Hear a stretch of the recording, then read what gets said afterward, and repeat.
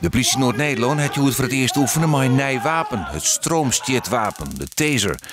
Kiet je bij om een proef van 2 hier. Op dit stuit beschikt de politie al over een wapenstok, pepperspray en een pistool. Maar in gewone situaties kan het gebruik van deze taser goed van pas komen. Ik denk dat het in de toekomst zeker in bepaalde situaties gebruikt kan worden. Dan moet je met name denken aan het aanhouden of het onder controle brengen van verwarde personen.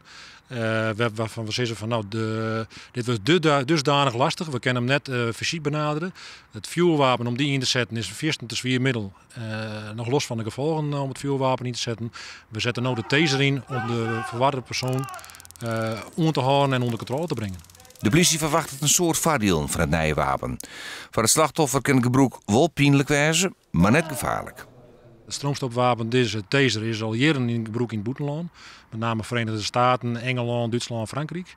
De arrestatieteams in Nederland gebruiken hem al sinds 2009. En de veiligheidsrisico's die binnen op basis van studies is aangetoond dat de veiligheidsrisico's zeer licht zijn.